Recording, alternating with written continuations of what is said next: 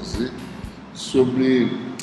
especificamente sobre como resolver um problema específico, solução para módulos TE. Tem que apagar aqui, vai dar. Em um guia de onda, a gente vai no curso só tratar de guias de ondas retangulares, né? Guias circulares requerem solução de uma equação diferencial nas coordenadas radiais, nas coordenadas cilíndricas, e as funções de Bessel. Isso fica um pouco além do objetivo do curso. Resolvendo o problema para guias de ondas retangulares, muitas das características comuns a vários tipos de estruturas vão ser obtidas.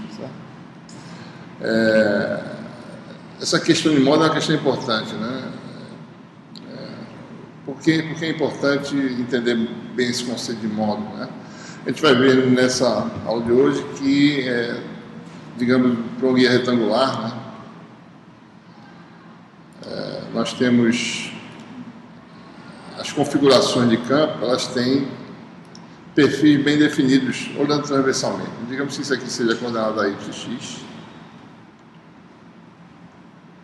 Então, por exemplo, o modo fundamental, que é o modo que tem a menor frequência de corte, a gente vai falar sobre isso também, ele tem um perfil que é uma meia senoide aqui, certo? Modos de ordem mais alta vão ter perfis senoidais, digamos, com mais meia senoide dentro dessa região aqui, né? Mas o fato é que quanto mais complexo o modo, mais difícil é você citá-lo num guia de onda, né? Então, tem uma figura no texto. Não sei se ela está aqui, deixa eu ver. Talvez esteja aqui, né? Onde é que ela está? Está mais aqui na frente. Está aqui, né? Pronto, isso aqui é uma estrutura típica de excitação de guia retangular, né? É a estrutura que tem uma junção entre o cabo coaxial, que está terminado numa conexão fêmea aqui, né? E vem um cabo flexível coaxial, daí muda para guia de onda. Então, e aqui dentro tem uma anteninha, certo? Observe que essa anteninha aqui, ela está posicionada, né? Tem uma certa posição ideal, você entende, em relação à parede de trás, certo? Essa distância aqui, né? E ela está mais ou menos no meio dessa estrutura, certo? Então, esse seguinte vai citar um modo fundamental que tem aquele perfil que eu mostrei agora, né? Que tem um máximo de campo elétrico aqui no meio, né? Então imagine, se você citar outros modos, essa antena não vai ser eficiente para citar esses outros modos, porque ela está projetada para estar naquela posição certa. Então isso aqui, ou seja, por que é importante sempre operar num modo bem definido, né? E que seja um modo de mais baixa ordem, sabe? Porque ele é o menos complexo, né? O perfil dele é o mais simples possível, e você faz a sua engenharia baseada naquele perfil. Então, excitar eficientemente é botar uma antena naquela posição onde você sabe que tem o máximo daquele campo, sabe? Se fosse o modo de ordem superior, você teria que botar duas antenas, talvez, né? Em dois lugares onde tem máximo de campo, por exemplo, sabe? Então, a tecnologia, né, de guia de onda é toda desenvolvida baseada no fato que você vai propagar só um modo de propagação, um modo mais simples, né? Certo? A gente vai ver como isso acontece, né, nesse capítulo de hoje. Então, a gente vai começar a análise. A gente classificou na última aula, né, que tem os modos TE, modos TM, né, no guia de onda metálico, né, e os modos TE são aqueles em que o EZ é zero, né, e o HZ é diferente de zero, e os modos TM, o contrário, né, HZ igual a zero e EZ diferente de zero. A gente vai ver também que o modo fundamental, que tem a menor frequência de corte, é o modo TE, caso, para certas situações. Vamos admitir que o nosso guia de onda, olhando de frente aqui, né, ele tem essa geometria, né, ou seja, admitindo que a dimensão lateral é A e a altura é B, vamos admitir, para ser mais completo, que tem um meio linear aqui dentro, permissibilidade epsilon mi, e índice de refração, que a gente passa nesse capítulo aqui, eu vou ter que fazer isso no livro depois, só me lembro disso quando chega nessa parte do curso, toda vez, eu me esqueço depois, tá? Que a gente tem que mudar o índice de refração, a letra que a gente usa. A gente virar N, né? N vai virar índice inteiro, ele vai precisar dessa letra, certo? Então, toda vez que chega nessa parte do curso, eu me lembro disso. Eu não sei se eu coloquei. Aqui nesse capítulo 10 eu ainda estou usando letra N, mas a gente vai. Ainda vou decidir se vai ser assim mesmo, mas por enquanto, só para não haver confusão, uma encerração eu vou chamar de eta, certo? Que é uma letra parecida com N, né? Que é o que? A raiz de mi epsilon sobre a mi zero epsilon zero. Tipicamente, a permeabilidade é a permeabilidade do vácuo, né? Então, isso aqui, em geral, né? Você está geralmente trabalhando com materiais mais elétricos e magnéticos, igual a mi zero, então o eta é geralmente igual a raiz de epsilon sobre epsilon zero, permissividade relativa, né? Mas vamos deixar dessa forma mais geral. A gente chamou isso aqui de permissibilidade, né? Se é o mi epsilon, né? Só para nem a permissibilidade nem a permeabilidade, né? O híbrido, ele poder dar um nome para essa grandeza que não tem nome, certo? Então, aqui, só olhando, inservação é permissividade relativa, ou, em geral, inservação, se você usar a relação mais geral, é permissibilidade, raiz quadrada dela, da permissibilidade relativa. Então, a gente vai usar o eta para falar sobre inservação, quando for o caso, às vezes é conveniente utilizar, certo? Muito bem. Então, o que a gente falou na última aula? O formalismo de obtenção de soluções para módulos TE. Rapaz, eu não sincronizei, né? Eu preciso parar aqui rapidinho. Dar uma pausa. Muito bem. Então, formalismo para módulos TE. Determina Hz de uma equação diferencial de Helmholtz, que é laplaciano de Hz, mais número de onda de corte ao quadrado Hz igual a zero. Quem é o número de onda de corte? É aquele em que Kc ao quadrado igual ao número de onda no meio, K ao quadrado, menos a constante de propagação beta ao quadrado. Lembre-se, os campos variam na direção mais E com exponencial de menos J beta Z. Essa é a constante de propagação a que eu me referi na discussão do Facebook, né? Se ela for não linear com a frequência, é porque o módulo não é TN.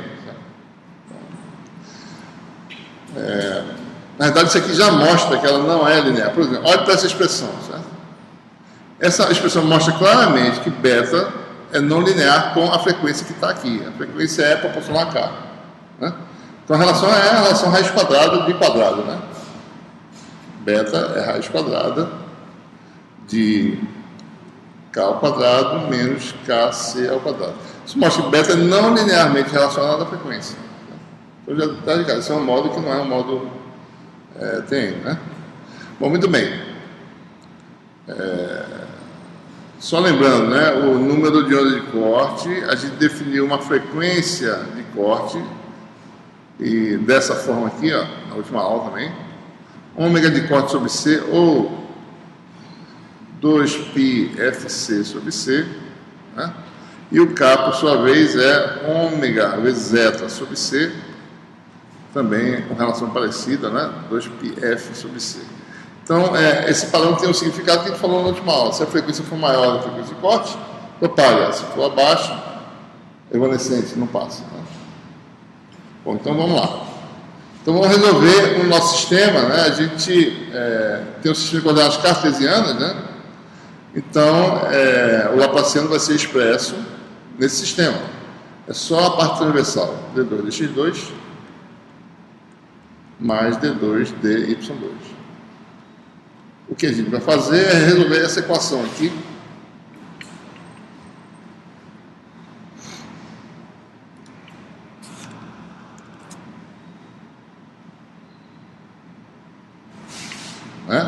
d2hz dx2 mais derivada segunda em relação a y mais o parâmetro Kc ao quadrado Hz igual a zero, né? Observem, né? Isso é uma equação de alto valor, né? Vocês já viram isso em álgebra linear em outros cursos. Um operador sobre HZ é proporcional a HZ. Isso é como se fosse o alto valor da equação do KC, né? KC ao quadrado, certo? Então, soluções naturais, ou seja, módulos, vão dar valores específicos para esse KC aqui. É isso que vai acontecer. O que ele vai fazer? Ele vai fazer aquilo que ele sempre faz, né? Vamos admitir o caso mais simples, em que a gente admite que a função é separável como um produto de duas funções independentes. HZ é uma função de XY, né?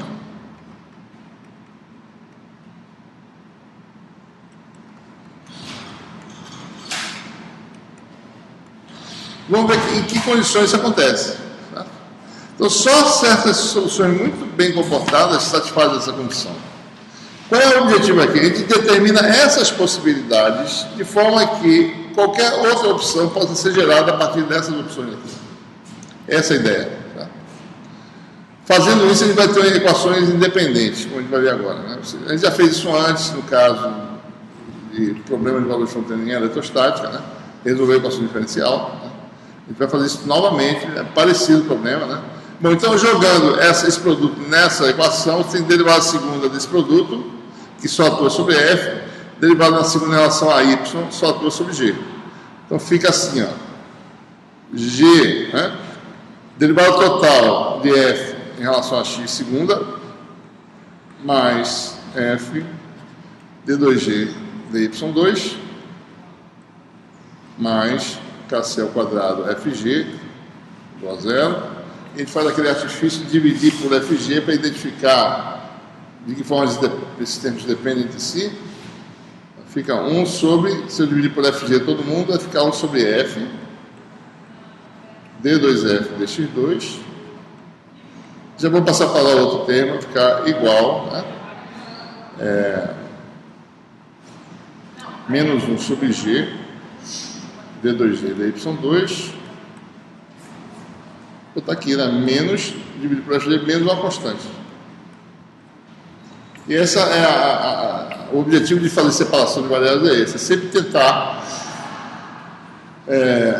mexer nas equações, de forma que você tem termos que dependam só de uma variável, separados dos dois lados da igualdade. Então, observe, né? Aqui você tem uma função que só depende de x. E aqui, uma função que só depende de y. Esse é o argumento de sempre, né? Você tem funções f de x, né?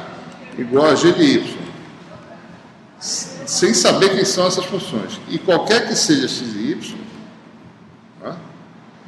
Então só tem algumas possibilidades. Ou essas funções têm ou isso é zero, a momentos são nulos, certo? E aí você cai em equações diferenciais em que o resultado não vai prever nenhuma propagação, a gente pode tentar fazer, certo? A gente vai ver, no caso mais geral, que isso não dá resultado nenhum, né?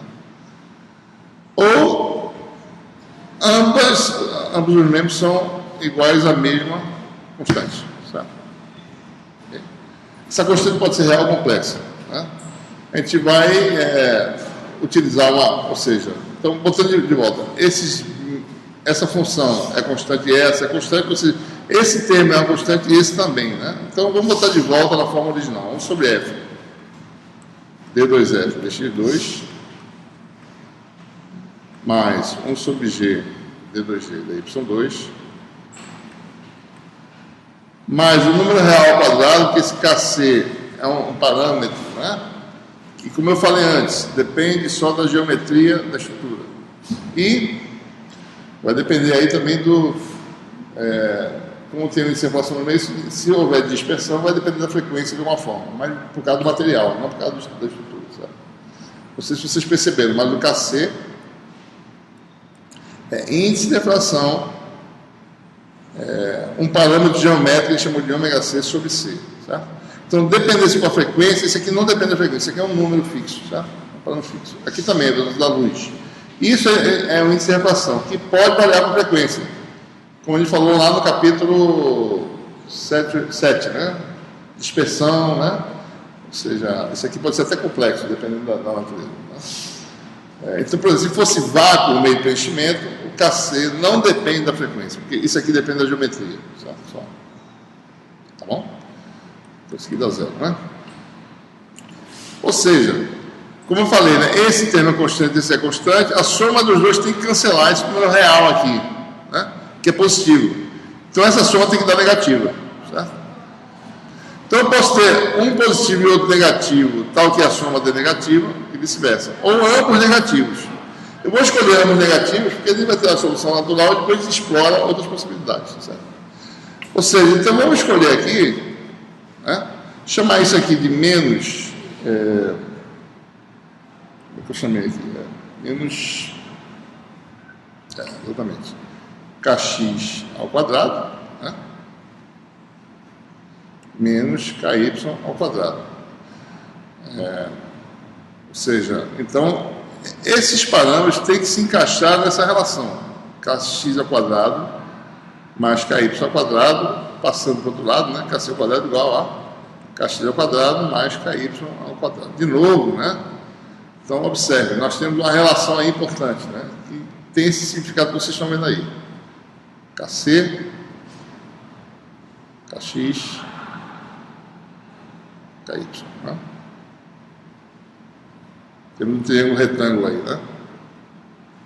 E lá na relação entre constante de propagação e número de onda, né, nós tínhamos K. Oi? Beta, né? Que está na direção Z, certo? Aqui é direção transversal, certo? Kc, né? Então, no fundo, o que nós temos aqui? Nós temos aqui isso aqui, ó. Geometricamente falando, né? A relação que ele está definindo aqui, na realidade, é o quê? A resultante está aqui, certo? Desculpe, chama isso aqui de Kx, né? Então, esse aqui vai ser associado à direção x. Isso aqui não é só associado a essa direção às direções x, y, z. Então, você tem a componente Kx,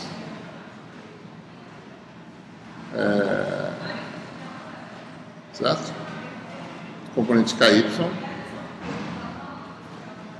Daí dá uma resultante o quê? Kc, né?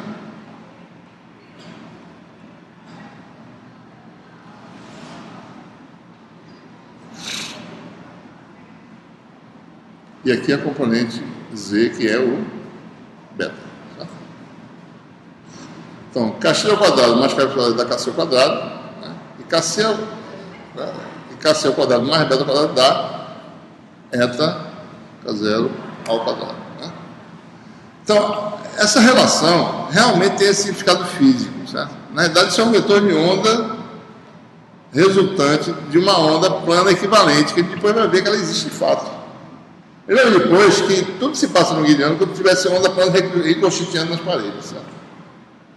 Com esse vetor de onda resultante aí, eta K0. Componentes transversais desse vetor de onda são Kx de Ky, que dá esse Kc. Certo?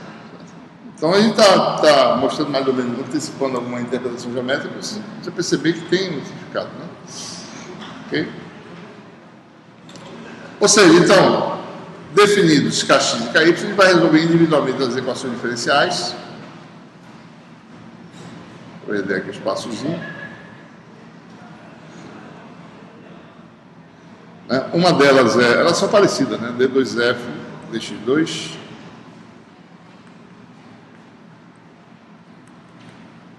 E D2G, dy2, mais ky quadrado g igual a zero, são semelhantes.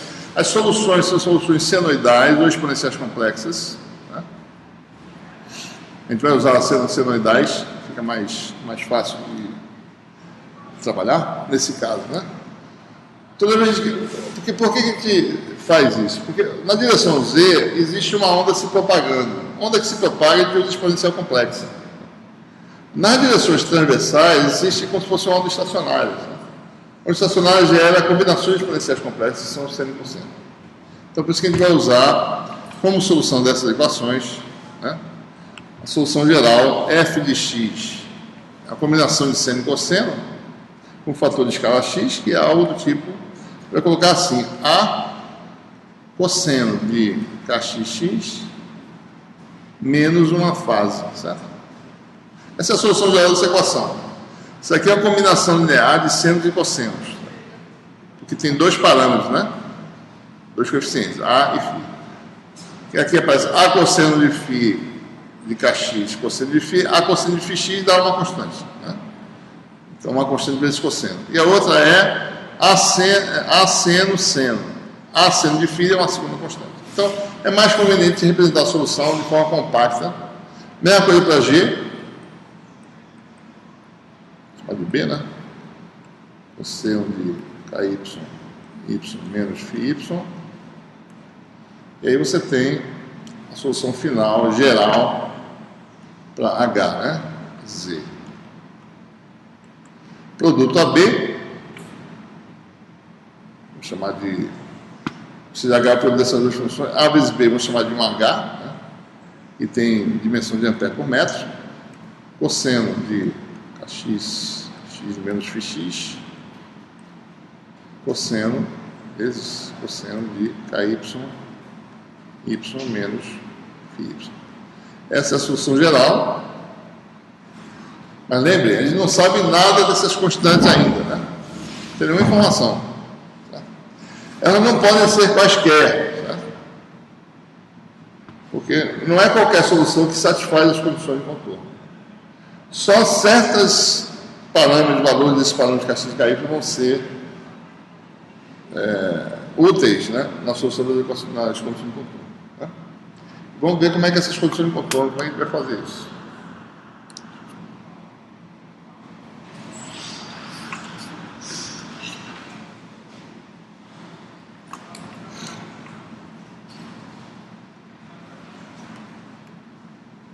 Então aqui precisa fazer o quê? Quem são kx, ky? Sabendo quem é kx, ky, eu determino quem? Kc, que é o parâmetro mais importante, né? Que vai me dar a frequência de corte do guia, entre outras coisas, né?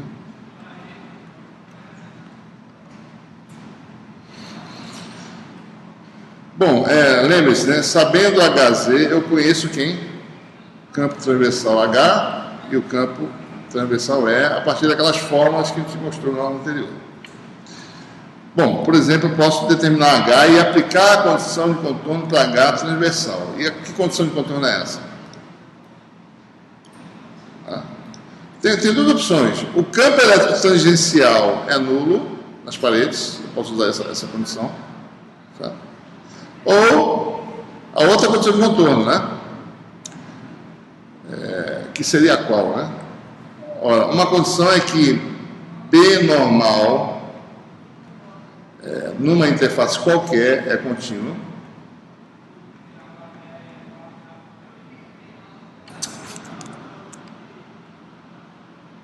Isso é a condição de contorno. O normal, qualquer interface é contínuo, que vem da condição de fluxo magnético zero, os fluxos fechados, né? Leva a essa condição de contorno aqui. Só que dentro de um condutor, olha aqui, isso aqui é um condutor, né? Tem uma parede aqui, certo? Estou exagerando aqui, mas só para mostrar que a parede não tem dimensão zero. É uma parede, né, espessa, suficiente para o campo não penetrar aqui dentro. Num condutor ideal, os campos são nulos. Isso é um conhecimento anterior que a gente já falou, certo? Já falou em profundidade de penetração, né? Certo? Então, se o condutor for ideal, não há nem penetração. Então, não há campo dentro do condutor, certo?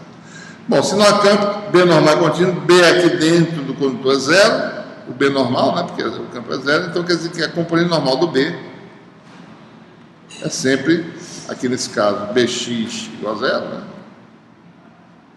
Aqui também, certo? E aqui By, né? E aqui também. Então são 4 paredes que a gente tem que olhar. Então a gente vai olhar para os B's. Bom, esse meio é linear, então B é igual a μh. Então é a mesma coisa que dizer que Hx é zero nessa parede, Hy é zero nessa e assim por diante, né? Você pode falar em termos de H, porque eles são linearmente relacionados. Certo? Bom, então como é que eu faço para resolver as condições de contorno? Eu preciso saber quem é H. Então vamos determinar H. H é uma operação, né, que a gente falou anteriormente, é menos J beta sobre KC ao quadrado, gradiente de HZ, né? Essa expressão mais simples.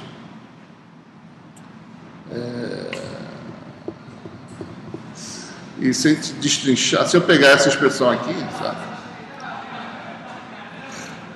Gradiente de HZ é gradiente, só para a gente saber quem é gradiente de HZ, né? Na direção x é o vetor DHZ dx.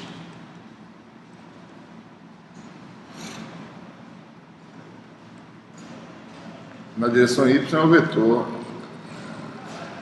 tem componente DHZ e DY, né? Derivadas dessa função são derivadas de cosseno e seno, certo? Então é fácil calcular, né?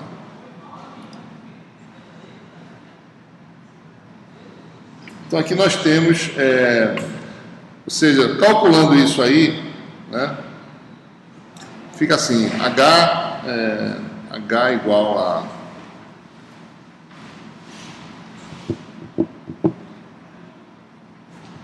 aqui tem um errozinho aqui nessa equação, né? Mas fica assim, está faltando um H na expressão aqui no capítulo 10, certo? Mas fica assim, melhor fazer assim.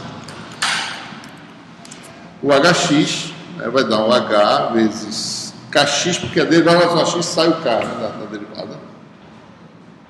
Está faltando um sinal também, né?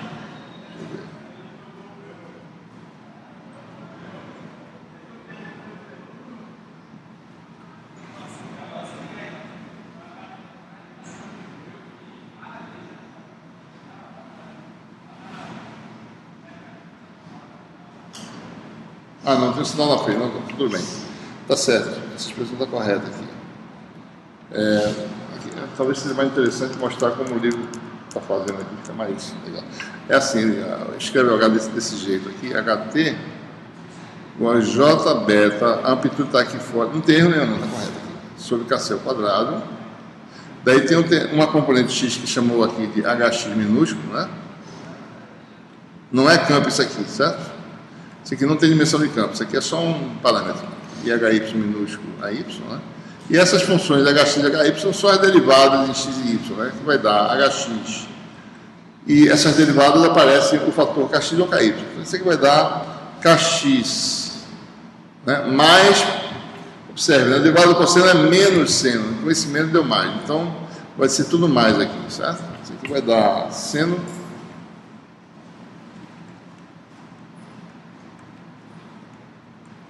E aqui fica cosseno. E HY é algo parecido, só que é KY, aqui fica cosseno. Porque não tem derivada em relação a X, né? E aqui fica seno, porque é derivada em relação a Y.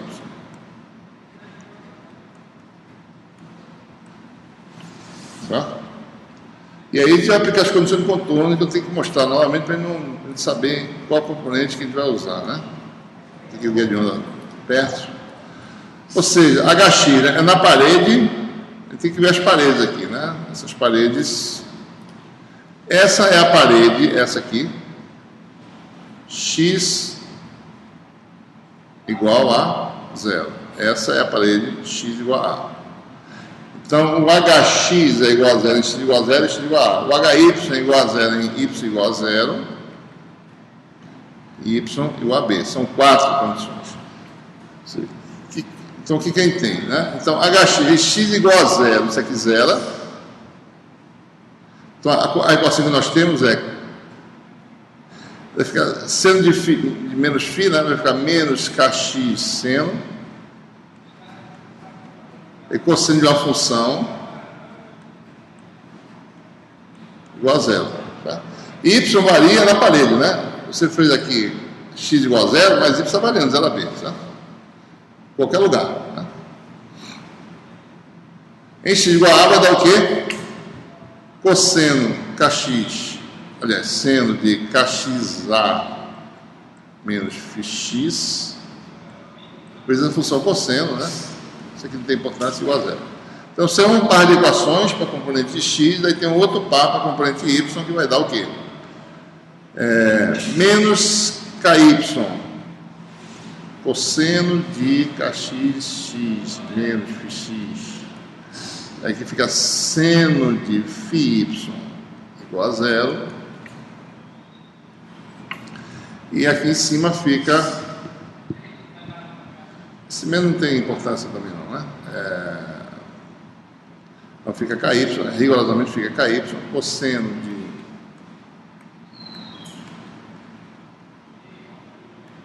Aqui fica seno de kyb menos φy igual a 0. Então tem 4 equações aí, certo? E aí vem, a gente olha a primeira mais simples, né? Observe, ele não pode zerar a solução. Precisa da solução e não tem solução nenhuma, né? Pode ter solução zero. Então, por exemplo, eles dão uma solução simples aqui, para isso ser zero, qualquer que seja aí, precisa fazer caixinha igual a 0, certo? Se eu quisesse. Né? Poderia fazer isso. Certo? Isso vai aparecer no caso geral. Pode aparecer. A gente vai ver se isso existir, pode aparecer. Certo? Mas isso é só uma opção. Tem outras opções. Então vamos ver o caso mais geral. Bom, para eu não zerar kx, em geral, o que eu faço? Eu zero seno de φx. Certo? Olhando para essa equação aqui. Mesma coisa aqui, ó. Para eu não zerar o ky, eu zero seno de φy. Então, o primeiro resultado dessas duas equações aqui, I e 3i, certo? Isso aqui é 4iv, né? Primeira consequência dessa equação e dessa qual é? Que a fase tem que ter um seno nulo, né?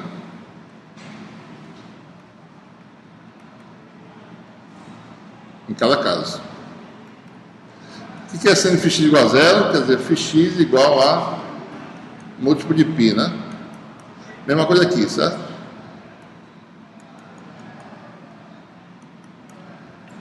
N inteiro. Inclusive 0. Daí tem o caso 0 também, certo? Muito bem, mas suponha que φ seja um múltiplo de π. O que vai acontecer com a solução? Vamos olhar para a solução original, certo? Que está aqui, ó. Suponha que φx seja um múltiplo de π, certo? O que vai acontecer aqui? Isso aqui vai ser seno de kx menos π ou menos 2π, né? Ou coisas semelhantes. Mas no caso vai ser menos seno de kx, no outro caso vai ser mais seno de kx, que é a mesma função, certo? Eu posso não pensar nem se mudar só a amplitude aqui, certo? Mudar só o sinal da amplitude. Ou seja, é a mesma coisa para φy, né? O que vai acontecer é que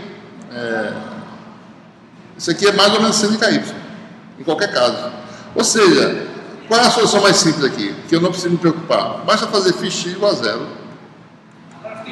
φy igual a 0. Eu já satisfaço. É um dos casos, eu estou satisfazendo as paredes em 0, φx igual a 0, φx igual a 0. E a minha solução geral agora fica bem simples, né? É olhar para isso aqui sem as fases, certo? Fica bem simples, né, de a gente olhar. Fica um produto de seno, né, sem essas diferenças aqui que atrapalham a gente. Né? Olha para isso aqui, eu acho. Né? Ou seja, aqui é o quê? Cosseno de kx, cosseno de ky, y. Aliás, desculpa, já errei, né? Que é seno, cosseno.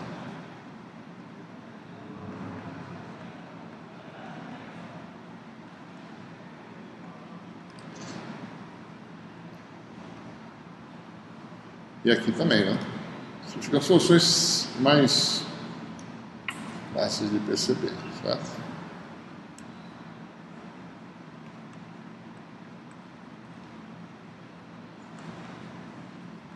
Isso aqui já está satisfazendo as condições de contorno x igual a 0 e y igual a 0. Né? X igual a 0 dá 0, y igual a 0 dá 0. Falta agora x igual a y igual a a. Né? Que é essa equação aqui, certo? Tira isso aqui, né? Tira isso aqui, não precisa mais, já analisamos, tira isso aqui também, certo? Ou seja, acho que tem uma coisa errada. Então, observe, né? Uma dessas equações, kx seno de kxa igual a 0 vezes cosseno de ky. Deixa eu botar aqui separado. Kx seno de kxa, cosseno de ky, y, igual a zero, qualquer que seja 0 menor ou igual a y, menor ou igual a b. Então, como é que eu faço para zerar isso aqui, qualquer que seja y de 0 e b? Né? Ou 0 kx ou 0 isso aqui, ou 0 seno disso aqui. Como eu falei, eu não quero zerar kx porque isso vai ser um caso particular e um caso mais geral. Né? Então, eu vou zerar o seno de kxa. Né? Quando eu fizer isso, o que acontece?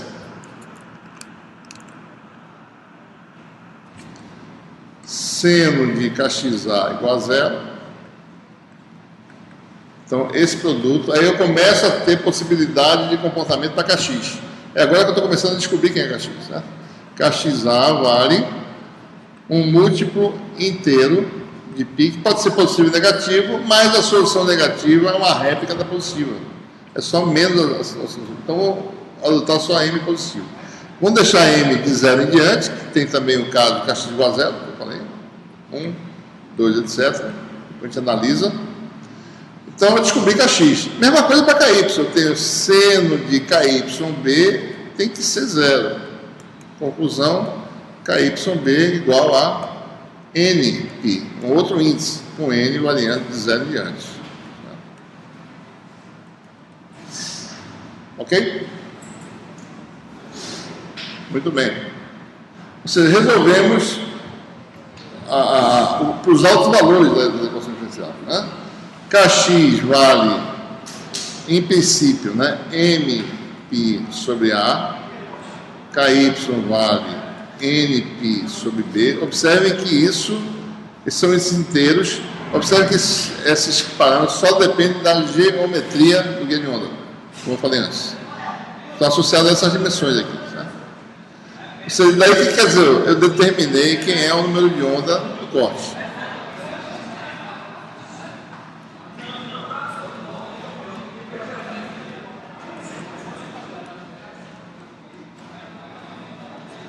Certo? Determinei agora. De que forma o número de corte depende dos parâmetros totalmente. Depende da geometria apenas, certo? Ok? Então nós temos isso aí. E é sempre real também. Oi? É sempre real. Real. Kc é um parâmetro geométrico, é um parâmetro intrínseco do guia de onda, dada a dimensão, você sabe quem é o número de onda de corte. Daí eu vou saber quem é a frequência de corte, né? Certo? Ela que vai depender, na realidade, da frequência, dependendo da dispersão do material. Mas isso aqui não depende de frequência, certo? Isso aqui está muito bem caracterizado, não depende da frequência, só da geometria. Né? Outra coisa, m vale 0, né? Etc, certo? 1, né? 2, etc. Eu estou admitindo que ambos podem ser 0 por enquanto, mas vamos ver agora que isso não pode se verificar. Não posso ter dois índices nulos. Bom, com isso, quem é Hz? Hz vale H, cosseno de mπx sobre A, cosseno de nπy sobre A, sobre B, né?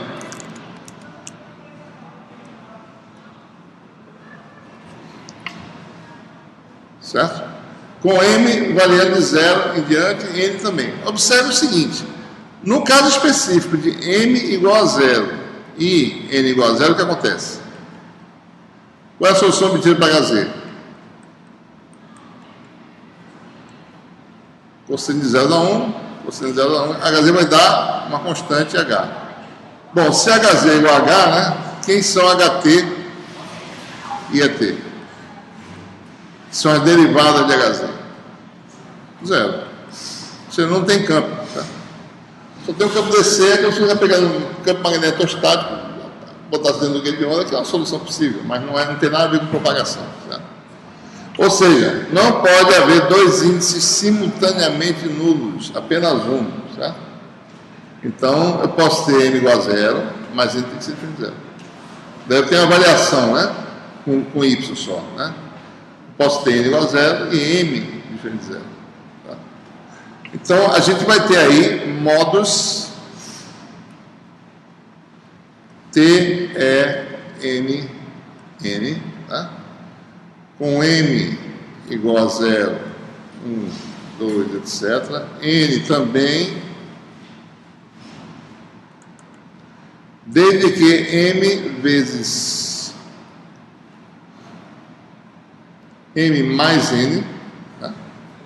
Pode ser diferente de 0, essa é a condição. M vezes N igual a 0 não, diferente de 0 não, M mais N, tá?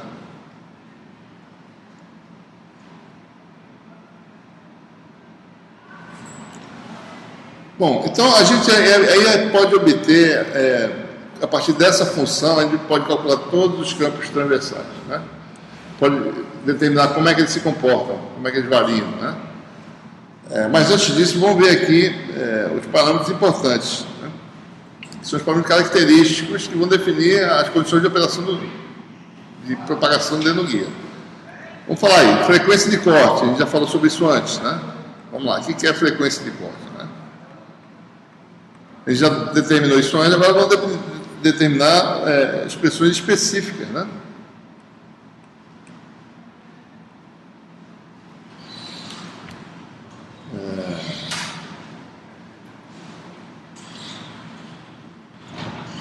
Olha, o que eu falei, né? O KC é, por definição, 2π, uma frequência de corte angular aqui, índice de refração, né? Ômega de corte sobre C, ou eta 2π FC sobre C. Daí eu posso determinar quem é a frequência de corte. Então percebam, né? Eu falei várias vezes que isso aqui dependia da frequência. Ele, na verdade, não é ele que depende da frequência, quem depende é a frequência de corte, tá? Porque só depende rigorosamente só da geometria. A dispersão não afeta esse número de corte, mas afeta a frequência de corte através desse parâmetro aqui. Então, daqui eu posso determinar a frequência de corte jogando a expressão para o KC, que a gente acabou de calcular, que é isso aqui, né? Ele determina aí que a frequência de corte é dada para essa expressão aqui, sabe? E a gente agora vai ter que botar aqui um índice, né? Frequência de corte do modo TEMN, tá? Isso vai dar C sobre 2 eta raiz quadrada, fazendo a continha lá, né? MP sobre A ao quadrado mais NP sobre B ao quadrado. Vamos examinar um pouquinho essa expressão, né? Geralmente os guias são feitos...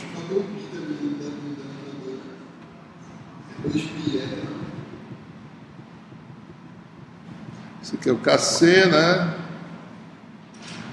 2π... Não, acho que na verdade não tem o P aqui, né? Deixa eu fazer rapidinho aqui, peraí. Aqui tem evidência, certo? Exatamente. KC igual a 2π FC sobre C. Tá errada a expressão aqui, né? Bom, tem que lembrar disso depois. 2π FC sobre C.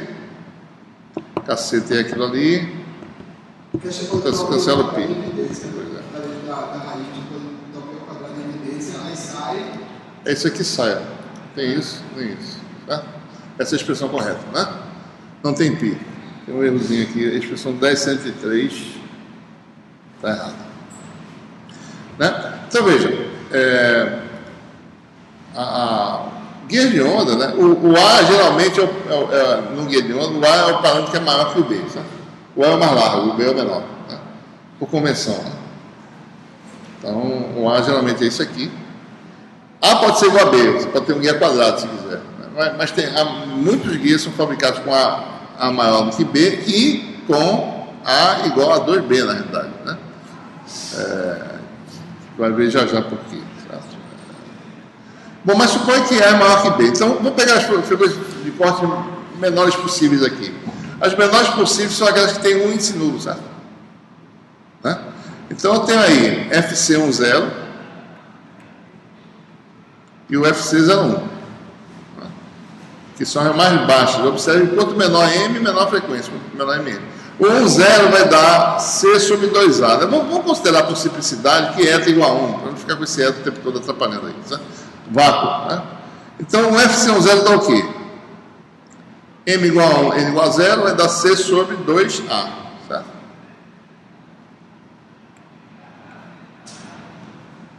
Então, lembrando da expressão F igual a C sobre lambda, né?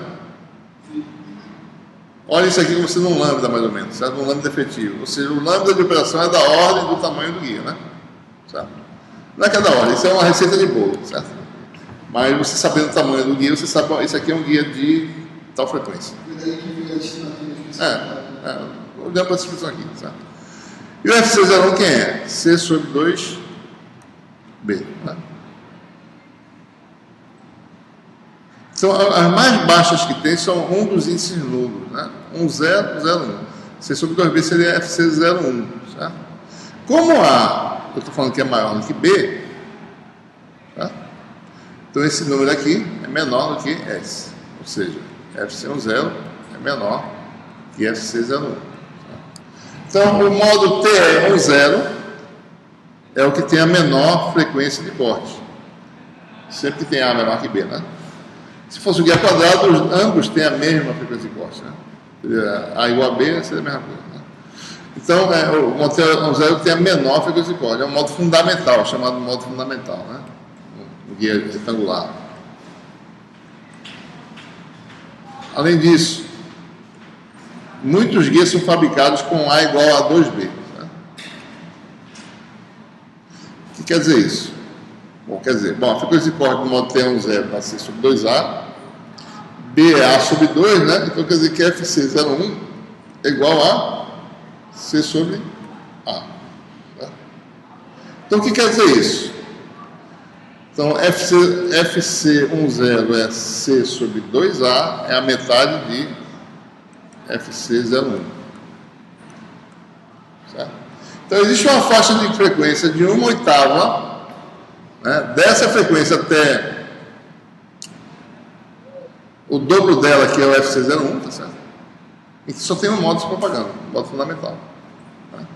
Então os guias são fabricados, 1/8 quer dizer o dobro, né? Ou seja, 1/8 vai de uma frequência até o dobro dessa frequência. Então, por exemplo, se você está, a frequência de corte é 8 GHz, de 8 a 16, se o guia for com A igual a 2B, só tem um modo fundamental. Por que isso é bom? Porque aquela questão que eu falei, a engenharia é feita em torno do modo mais simples. O modo fundamental é aquele que tem meia. É porque a gente está olhando a função cosseno aqui, mas no fundo, os campos transversais, como tem derivada, né, vai ser seno, né, de πx sobre A, certo? E o n fica cosseno de 0 e dá 1. Né? Então, os campos transversais vão ter essa função aqui, que é meia senoide. X igual a 0 dá 0, x igual a sobre 2 dá seno de π sobre 2. Então, são os modos, né? O campo elétrico faz assim, né? Pois, não sei se vai fazer isso hoje aqui, talvez. Mas observe, o máximo do campo elétrico está bem no meio. Né? Se você tiver um modo 2,0, vai ser o quê? 2 meias senoides. Tá? 3,0 são 3, assim por diante.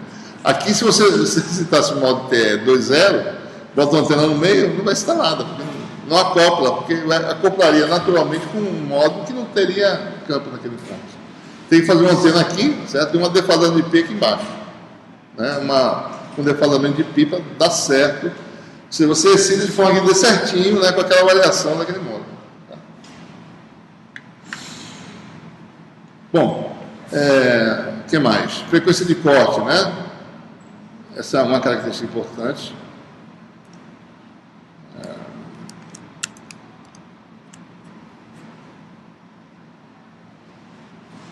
Certo? Frequência de corte, C sobre 2 eta, M sobre A ao quadrado, em geral, né? Mais N sobre B ao quadrado. O próximo modo seria qual, então? Né? Você tem o TE10, TE01. Quem é o próximo? Bom, ambos 1, né? TE1, certo? E aí por diante. Tá? Começa a aparecer outros modos. Então, se a frequência vai aumentando, daí você passa você tem a frequência de corte 1,0, tem a frequência de corte 0,1, tem a frequência de corte 1,1. Se você tem um gain onda, certo? Que ele é para operar na faixa entre essas duas frequências aqui. Daí você aumenta a frequência, passou dessa aqui, você tem 3 modos simultaneamente propagando. O perfil de campo se torna uma combinação desses perfis. Se torna muito complexo. Tá? Além do que? O que mais que é ruim? Cada um tem uma velocidade de propagação diferente do outro. Né?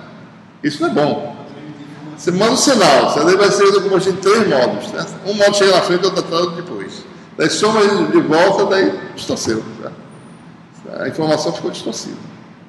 Por isso que não é bom trabalhar com mais de um modo também. Tá?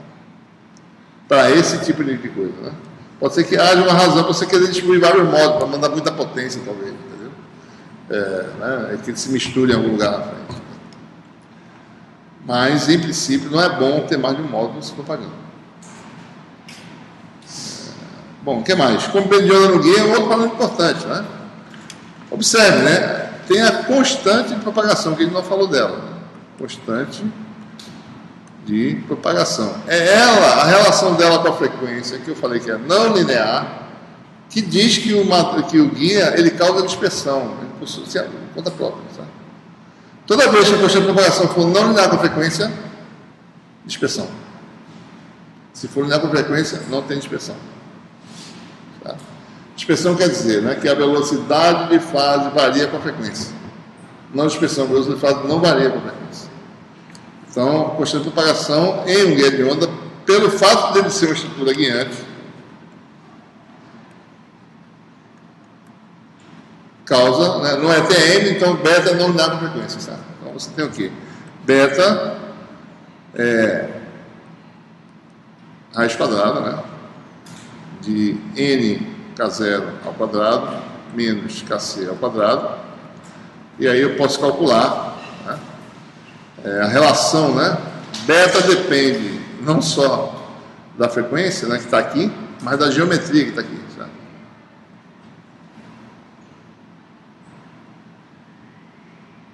A gente pode fazer assim, né, fazer da seguinte forma.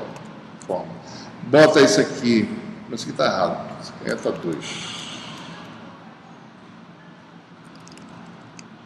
É o quadrado do eta 2, né, k0 ao quadrado, menos kc ao quadrado. Bota isso aqui em evidência, vai ficar assim, né? Vai ficar eta k0, raiz quadrada de 1 menos kc sobre... esse eta atrapalha tanto, né? Eta k0... Não atrapalha não, porque o kc é eta 2πfc, certo? Sobre C. E o K0 é 2π, a frequência de operação sobre C. Então, essa razão, Kc sobre eta K0, eta cancela, 2π sobre C cancela, fica Fc sobre F. Ou seja, beta pode ser escrito assim, né?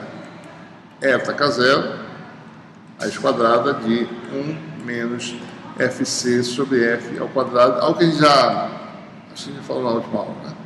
Então, beta depende de dois índices. Beta depende dos índices M e N.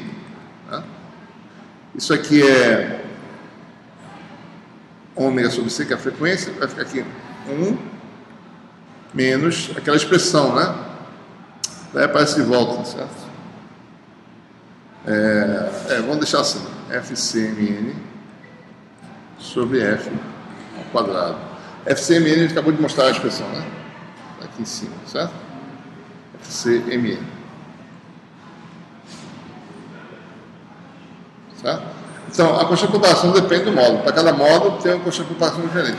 Ou seja, se isso aqui muda para cada módulo, quer dizer que a dependência com a frequência, certo, muda para cada módulo. São dependências diferentes. E essa dependência dita quem é a velocidade de fase com função da frequência. Cada um tem a sua velocidade de fase de grupo, né? Para cada módulo. O convênio de onda do guia, né? Estão olhando aqui na direção Z, esse convênio de onda aqui é 2π sobre beta, né? Então, o lambda do guia, o lambda G, depende de M e N, né? E é só calcular isso, certo? Vai ser lambda do guia, vai ser lambda no vácuo, que é relacional à frequência, sobre uma relação parecida. Essas relações, sempre aparece esse fatorzinho importante aqui, Fc sobre F, né? Essa funçãozinha aqui, que mostra também como varia, né? Para cada módulo, com medida diferente, como varia com a frequência. E mais, né? Outros padrões importantes, impedância de onda, que é algo importante. Eu vou falar aqui porque é importante a gente ver que alguma coisa acontece abaixo e acima do fóton. Então, o ZTE de MN, deixa eu lembrar, quem é que é menor do que quem aqui? É K sobre beta, né? Um é beta sobre K, outro é K sobre beta, né? Beta é menor que K, a do TE é maior do que do vácuo, não é isso? Maior que do meio. Cadê? Como é que tá? ZTE.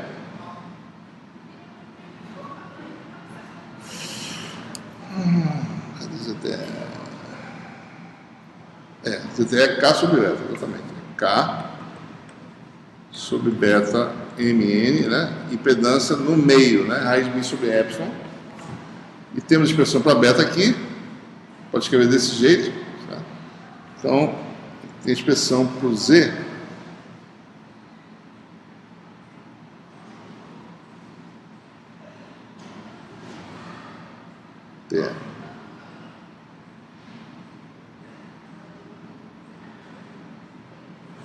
Eu estou aqui. Você interpreta essa expressão que quando o F foi maior que a frequência de corte, o beta é seu número complexo, né? Ele pode olhar por aqui também, né? Aí vai ter perda. Daí acontece. Não é perda. Na verdade, isso não é perda. Não há perda nessa condição. Perda não existe. Não há propagação. Tá? Não. Então, veja, se você vê a plana, entra no meio desse em que o meio não tem perda nenhuma. Não tem perda, o condutor não tem perda, certo? O dielétrico ainda permitiu o meio de investimento, não tem perda. Então não pode ter perda. A onda não passa para lá. Então o que acontece? O que você acha que vai acontecer? Não, a energia que vem para cá não passa para lá. Então o que aconteceu com ela? Reflete totalmente. Devolve. Então o que acontece? Ela entra no guia, fica ocupando aquela região de penetração, fica aquela energia armazenada, daí isso aqui, faz isso e volta. Fica sempre. Faz um buraco, né? A água entra, fica um buraco com água, sai, porque não cabe mais, né? Aí fica a energia, que é a água retida no reservatório, o que entra, sai, não tem perda. A água que entra, a água que sai, mesma coisa. Bateu, voltou. Isso acontece na ionosfera, né? Você joga uma frequência, lá ela não se propaga, certo? E não é perdida também. Então ela reflete e vai para o outro lado. A pessoa faz transmissão de certas frequências que refletem na ionosfera, porque ela não pode passar, mas não é perdida, então ela devolve. É o mesmo princípio. Para calcular esse ângulo dela, você tem a mesma teoria que É referência interna total, eu acho. Mas ali é plasma, né? É como se fosse um metal, entendeu? Acho que não tem questão de ângulo, não. Acho que não tem problema de ângulo, não. Não tenho certeza, sabe? Mas acho que como sendo um meio, é como se fosse um meio metálico. Ele tem uma permissividade que dá a ela, a ionosfera, uma característica de metálico, como se fosse metal, elétron livre, sabe? Porque são vários elétrons ionizados, íons, né? Então o comportamento da permissividade é como se fosse um meio que repele, né? Bota de volta, você que nem metal, reflete.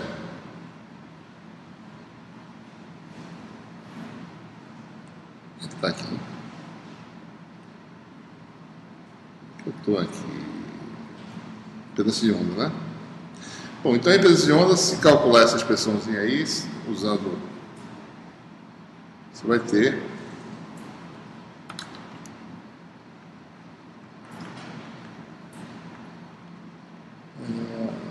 não é Z0, né? A impedância de onda no meio, né? Aí já não tenho certeza se eu devo estar certo, né? Sobre raiz quadrada 1 menos FCMN sobre F ao quadrado. Observe, né?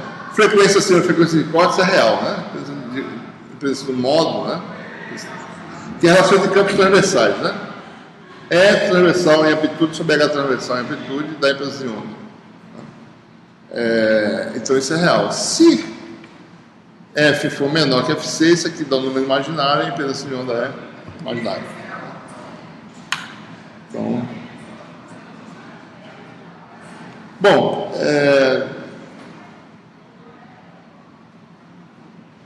a gente pode calcular os campos, certo?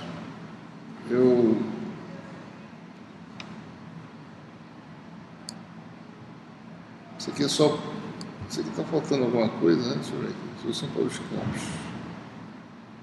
Não, isso aqui é outra coisa. Deixa eu só passar na frente.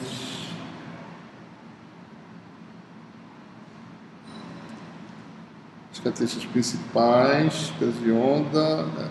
Bom, então a gente vai escrever as soluções gerais. Você vê como é que essas soluções são calculadas?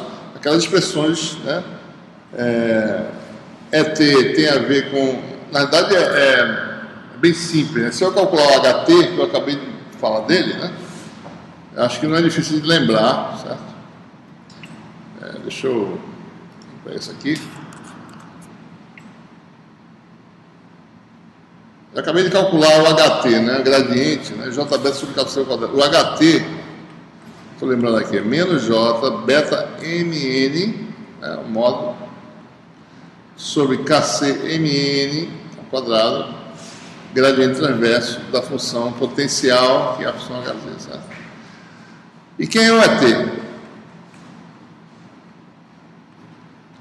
A gente calculou, né? É a impedância, né? Vamos ver se está certo aqui. Por inspeção a gente faz, né? Impedância de onda, AZ, né? Eu acho que é assim, vamos ver se está certo. Vetorial HTMN, né? Deixa eu ver. Deixa eu ver. É vetorial H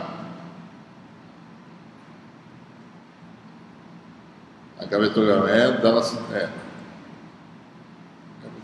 Será que é menos? Peraí. AZ vetorial, deixa eu botar HT aqui, AZ vetorial HT dá para baixo, né? Isso aqui é AZ. Deixa eu só ver se está certo o sinal. Por inspeção a gente descobre. AZ está aqui, suponha que HT esteja aqui, certo? AZ vetorial HT dá para lá. Então ET estaria para cá, né? Todo vetorial de ET com HT dá no menos AZ. Então isso aqui tem que ter um sinal negativo, por inspeção, certo? Então a expressão é exatamente isso aí. Né? Ou seja, o que a gente tem que fazer é calcular a derivada e calcular os campos. Né? Deixa para vocês trabalharem isso aí, mas eu vou colocar aqui numa forma que a gente utiliza muito aqui no curso, em termos dessas funções. Né? Que observe que nós temos funções que são produtos seno e cosseno e seno-seno, porque você vai ter derivada, dependendo do tipo de operação que você faz, você vai ter derivada. Então eu vou definir funções gerais. Eu acho que nós não temos... Deixa eu ver. Ou seja, nesse livro a gente define algumas funções úteis que elas vão ser usadas em outros modos também. Então, é bom utilizar essa forma compacta para a gente poder não ficar com expressões gigantes, né? O U de MN, né? O V de MN, VU de MN, são 4 funções básicas, né? Essas têm propriedades interessantes que vocês podem deduzir. E VV, né? U é associado à função seno e V é a função cosseno. Então, o U é o quê? É seno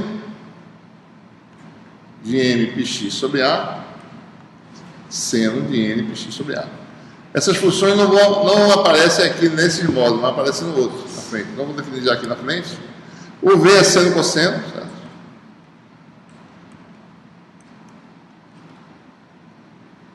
Então, a ordem dos índices e das letras é importante, tá? O U está associado com M, V com N. Tá?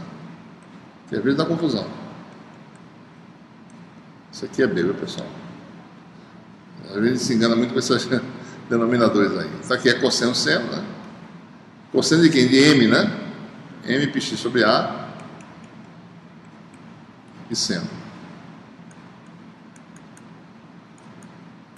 E VV é cosseno. Do jeito que a gente fez as coisas,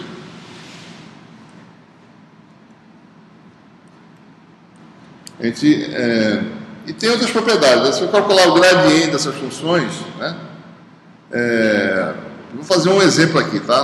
Vou pegar o gradiente de VV, tá certo? Gradiente. Vou pegar o gradiente de U, que é melhor que não tem sinal, senão fica com sinal também. Gradiente de U, né? Só para a gente ver. Gradiente de U, certo? É derivada em relação a x da função de x na direção x, mais derivada em relação a y. função de x é seno, né? Então, derivada do seno dá quem? Cosseno. Então, sem usar o seno e cosseno, então vai dar VU e vai ter um fator de escala na frente, vai ter o MP sobre A. Então, vai dar MP sobre, vai dar AX. Vai dar MP sobre A. VU de MN, AX, mais NP sobre B, derivada de U da B, né? Vai dar UV de MN, certo? Aí, então, observe que é fácil fazer. Você sabendo que são, não precisa botar aquelas funções grandes. Você usa as funções mais compactas, né? Ou seja, então com essa notação, certo? Os nossos campos ficam de forma simples, né? O HZ, né? Dá um H de MN, né? Que a gente botou aqui, certo? Que era amplitude H, agora para cada módulo é uma amplitude diferente. VV, né? Que é cosseno e cosseno. E aí você tem as expressões para os campos transversais, tá? Só que aqui há uma redefinição para expressar tudo em função da amplitude do campo elétrico transversal, que é mais conveniente. Usar a amplitude de campo magnético longitudinal não é muito interessante. Por quê? Porque esse campo não aparece no vetor de point. A gente quer o vetor de point que precisa dos campos transversos. O campo H está lá só para determinar os campos transversais. Depois disso, ele não faz mais nada, sabe? Em princípio, né? Ou seja, o vetor de point depende dos campos transversais. Então, não é conveniente usar H como uma amplitude fundamental, o H que está na frente, o HMN, certo? Mais conveniente usar o campo elétrico. Por quê? Porque quando eu tenho lá, eu sei quem é a amplitude, mais ou menos, que eu consigo gerar naquela posição. Então, quem eu conheceria mais facilmente num problema de liga de onda é o campo elétrico. Então, é mais conveniente definir a amplitude de campo elétrico e o resto em função dessa amplitude, certo? Então, tem essas expressões aqui que estão mostradas aqui. Deixa eu ver se... Por exemplo, só para mostrar, o ET fica dessa forma, né? Eu vou comentar já. Deixa eu escrever aqui. É MN sobre KCMN. Daí fica assim, ó. Precisa que apareça, né? NP sobre B. VUMN AX. A gente sabe, né? Cosseno seno, certo? Mais menos NP sobre A. Não. Menos MP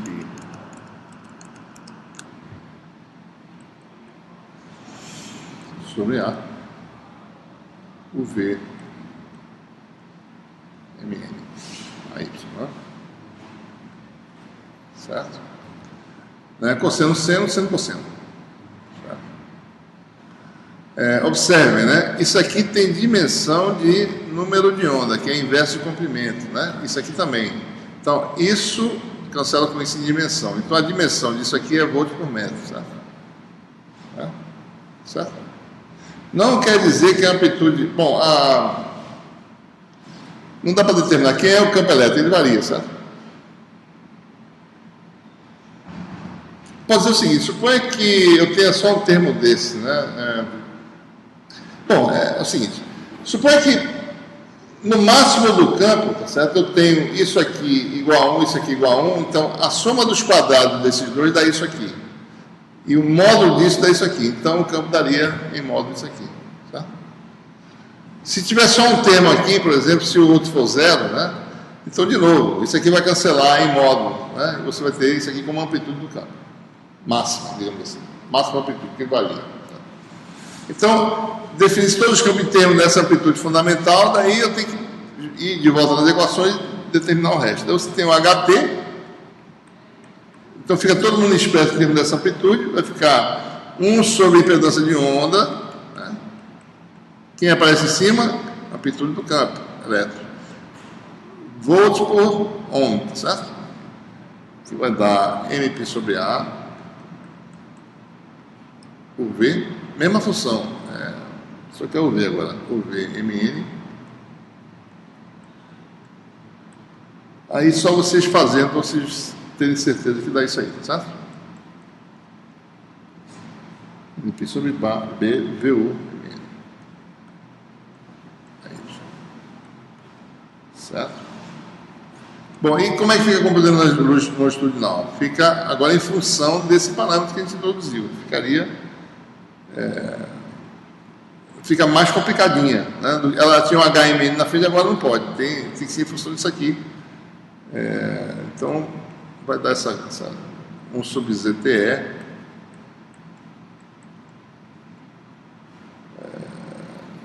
KC sobre beta MN VV, né? Então todo mundo fica em função dessa amplitude do campo transversal, certo? Bom, e que horas são, hein? Eu não consigo ver meu relógio aqui. Deixa eu ver se eu consigo ver aqui no calendário, talvez. Deixa eu ver aqui no calendário. Aqui, 5h36, tá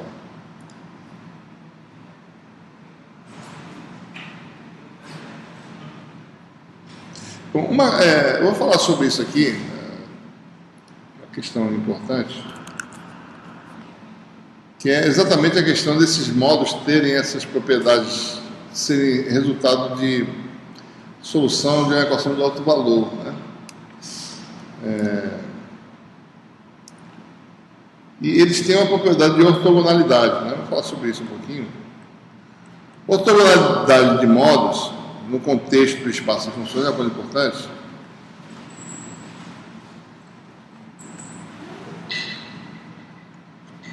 Eu não vou fazer a aula detalhada não, porque é muito envolvido, certo? Eu só vou falar que isso dá para se demonstrar. Mas se você, digamos,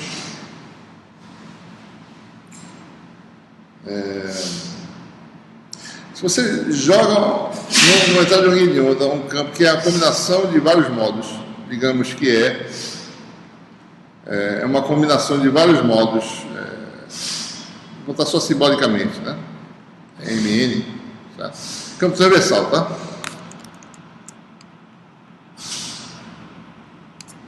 Né? E H também. Tá? Cada um tem aquele perfil bem definido, né? Estou falando do modo TE, né? Isso aqui não é. Vou colocar assim, mais qualitativamente, para não gastar muito tempo nisso, certo? Então, vamos falar, não do modo específico, vamos falar modo MN. São campos transversais que está falando, para não ficar com muito subscrito, né? MN e HMN, certo? A gente acabou de ver, né? No modo TE, os campos têm o quê? Produto de seno e cosseno, seno, o que seja, tá? Essas funções têm propriedades importantes. Então, se eu jogo um campo que inicialmente é a combinação linear desses campos, né?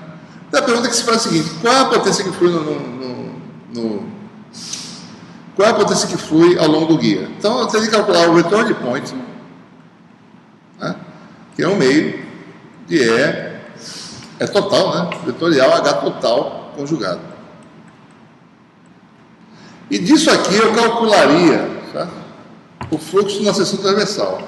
Ou seja, a potência que flui é integral de 0 a A e de 0 a B dx dy, né? De SZ, vou colocar assim, certo? Que é a expressão pessoal aí.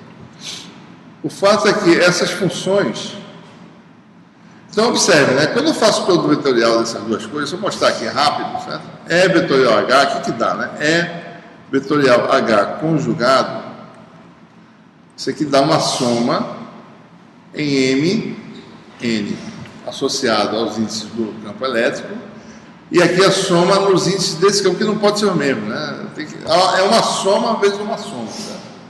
Então, eu tenho que botar isso distinto. Fica uma confusão razoável. Porque a soma em M', N' de MN, né? Vetorial H, M', N' conjugado, eu teria que calcular isso, certo? E daí eu calcularia isso aí,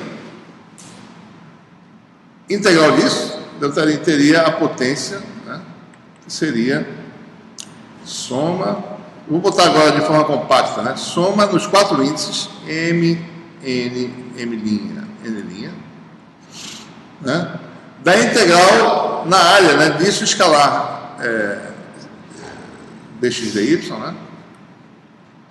0 menor ou igual a x menor ou igual a 0 menor ou igual a y menor ou igual a b, de isso aqui, vetorial H, M', N', projetado na direção AZ. Certo? O fato é que esses campos, eles dependem das funções UV, certo? O U, V, VU, VV e assim por diante. Então, aqui, o que você tem aqui só para dar um exemplo, produto vetorial, quer dizer, tem um produto vetorial do vetor, mas a parte escalar, certo? É algo assim, por exemplo, um exemplo seria uma integral desse tipo aqui, integral de Vmn, Vm', N', certo? Na seção transversal. Outra integral seria o quê? O Mn e cruzados, né? Desculpe. Integral desculpe, seria. Deixa eu só. Esqueci do U, né? Integral desse tipo aqui. Por exemplo, né? Mn, dá um exemplo, né? M', N', certo? O que é isso aqui, na realidade? É integral 0 a A seno de m πx sobre A, seno de m', né, πx sobre A, deve ter uma integral em x, vezes, né, porque essas integrais são independentes, integral em y, integral B. Só para dar um exemplo, né, seno de m πy sobre B, seno de m' y sobre B, dy, né? Certo?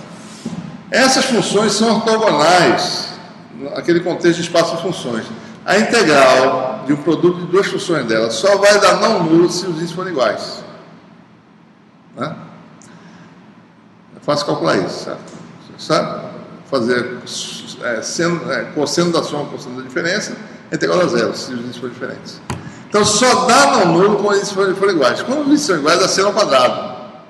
E é fácil mostrar que isso aqui vai dar A sobre 2 quando os índices forem iguais e vai dar 0 quando forem diferentes. Tá? Isso não é só para essas funções, para qualquer outra combinação. As várias combinações possíveis de produtos cruzados que a gente tem, recai em funções que são funções ortogonais desses espaços, 0A e 0B. Tá? Então, o que se mostra com isso? Quando você faz essa decomposição, a potência que flui, pela ortogonalidade, certo? Se transforma na soma das potências nos modos. Você vai fazer a conta, certo? Isso aqui vai dar a soma, né, simbolicamente, das potências que você calcularia para cada modo individualmente. Certo? Então, é fácil calcular. Mesmo que você colocar uma cacetada de modos, né, as potências se distribuem, né? A potência, ou seja, o que vai causar, né, energia, certo? Não está falando de informação que chega atrasado nem nada, né? Isso não é essa questão. É a questão de a energia que passa, né, em watts, a potência em watts que passa. É a soma das potências carregadas por cada módulo. A potência se distribui entre os módulos, tá certo? Com a fração de entrada e vai-se embora. E a potência sair da soma dessas potências.